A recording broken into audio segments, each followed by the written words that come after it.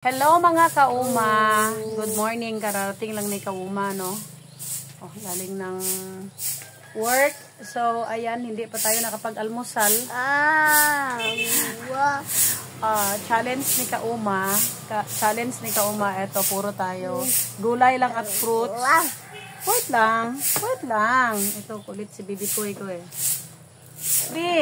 Meron tayong pipino. Meron tayong carrots. Wala tayong rice. Dahil mahal ang bigas ngayon mga kauma. Mahal ang bigas. Wala tayong bigas. Wala tayong rice. Kamatis. Kasi tatay kumain na. Kumuha na siya. Kamatis. Bibe. At saka ito yung ano, yung pinaka-paborito ng mga kids, ang palaya. Saka meron tayong mani, fresh from the farm. Ito yung natirang bunga ng aming avocado dito. Ito yung puno niya. Oh. Yung sa taas, hindi ko makita. Ayan, oh, puno yan ng avocado, paakyat. Ayan. Dito kami sa aming munting bahay kubo. Hindi pa natapos to, kaayos pa lang. Sarap avocado tayo. Sarap avocado. So, ayan, challenge ni kauma. Lalo na sa ating mga kauma dyan, nagkakaedad na tayo, mga 40s above, no? So, marami na tayong nararamdaman. Mas na yung ating mga cholesterol dyan. So, eto, diet muna tayo, mga kauma, healthy living muna tayo, no? Huwag mo kasi. Huwag mo hawakan. Ayan, si Bibi, kakain siya, oh. Lang. Si Bibi, kain siya ng ano, avocado. Lagyan natin ng mayonnaise. Abe.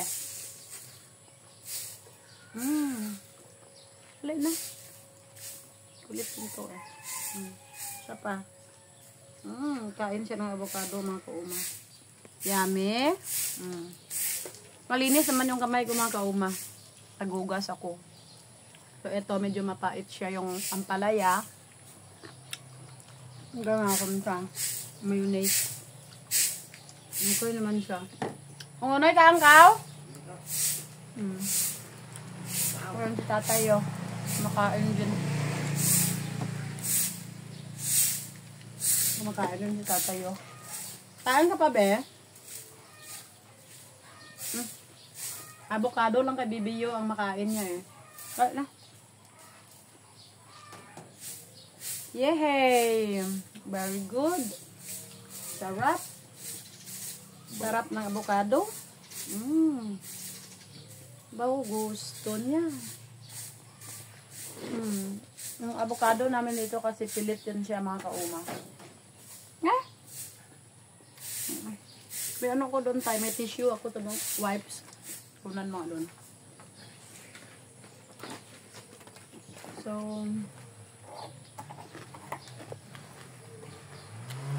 ito lang. Pag mayroon naman tayong budget, ay wag to. Kung mayroon tayong budget, wag na. Pwede tayong bumili ng ibang mga gulay. So sa ngayon, as of now, ito lang ang available ni kauma.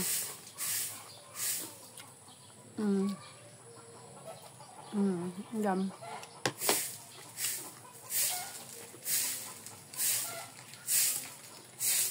Ayaw kasi uminom ng mga gamot mga kauma. Gamot pampababa ng mga kolesterol. Diet na lang tayo. Ay, ito sa'yo oh. Diyan sa bag ko tayong wipe. Ano tissue dyan? Sarap. Try mo pipino, be. Kaya lang iluluwa niya yan eh. Ayaw niya pag matigas. Okay. Very good ba? Nakain siya. Nakain siya ng ano. Agay. Ayaw din. Ngayon lang. Kahit daw yung ang palaya mga kauma. Ito ba po taraw?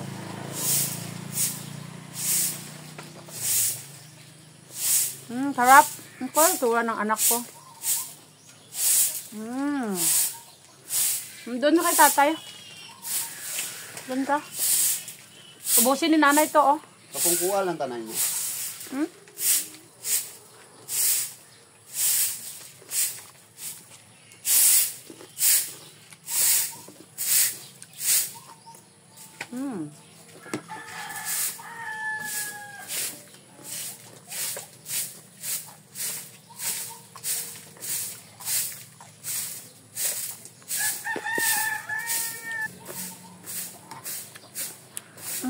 Baba ka. Doon ka pa makain, nanay. Malutong sa mga kaumang.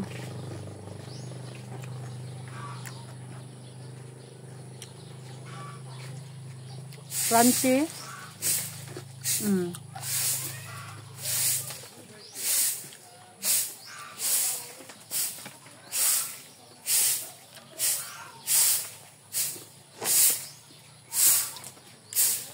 Sarap. Avocado.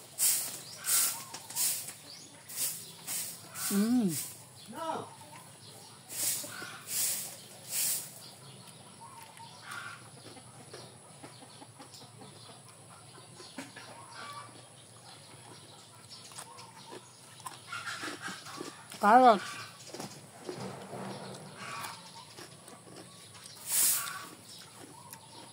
So, ganito lang siya mga kauma. Busog na. Busog na si kauma dito. Grabe. Sarap.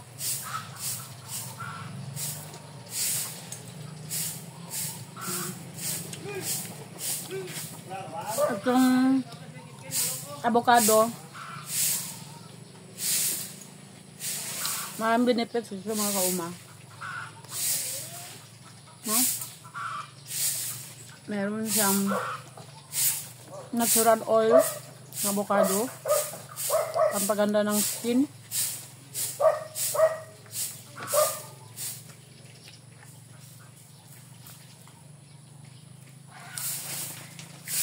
Ito talaga itoong mukbang.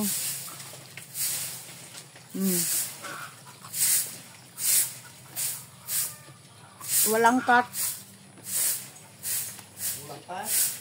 Kulang ang ito? Okay na. Tanong si Tatay Bong.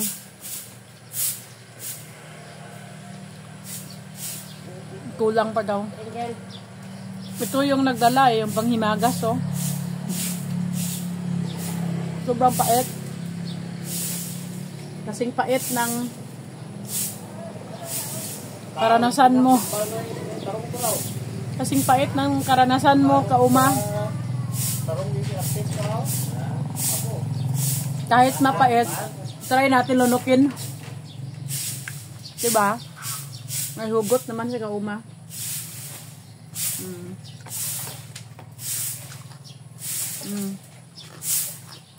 So, challenge ni kauma,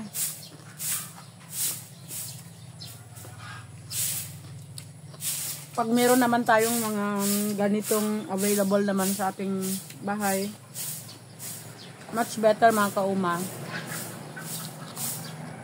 Ito na lang kainin natin. Ako talaga nag-try na rin akong mag-less ako nagkain ng rice. Dahil yung result ng laboratory ko ay mataas yung SGPT ko.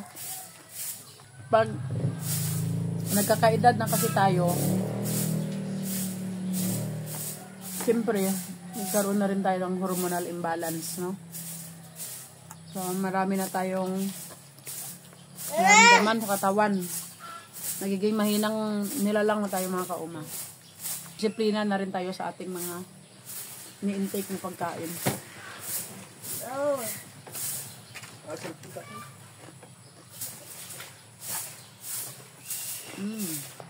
Hindi, pa ito natapos mga kauma. Nagawa pa ito, gawan pa ito niya. Tatay Noy ng ng upuan. Diba pa iga ang kauma. Bang nagmumukbang.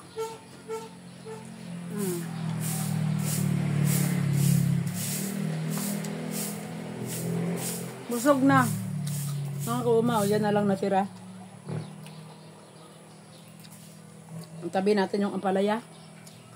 Kasi yan ang pang dessert natin maya.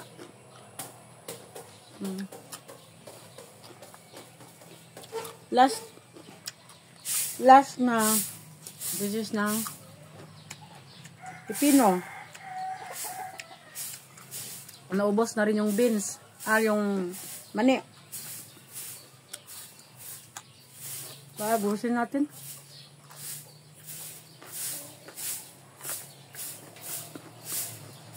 Baka sabihin nyo, dinadaya o kayo mga kauma. Walang cut yan. Ubusin na talaga ni kauma to. Sarap. Sarap. Diba? Ubos na rin yung mayonnaise. Ito. Mapapalaban tayo dito sa pait ng ano na to, ampalaya.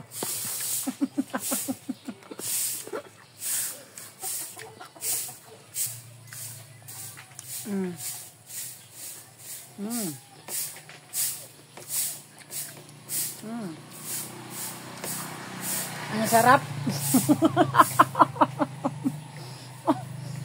Ang sarap mga kauma. Challenge yun mga kauma. Magmukbang tayo ng mga gulay, fruits. O ini available lang dyan, no? Huwag lang yung mga meat. Mabigat sa ano yun eh. Sa digestion natin, no? So sana araw-araw may challenge tayo dito, no? Sa pagkain ng mga gulay. No? Gulay at fruits. So thank you so much mga kauma for watching. Ni kauma na health is wealth, no? So, ingatan natin, magkaroon tayo ng disiplina sa ating mga pagkain at healthy living tayo, mga kauma. Mahirap magkasakit, no? Yung ating katawan, ito ang ating kayamanan. So, hinay-hinay lang po sa ating mga kauma dyan na kahit ano, kinakain lang, no? So, ingatan natin ang ating katawan. God bless po sa ating lahat, mga kauma. Bye-bye.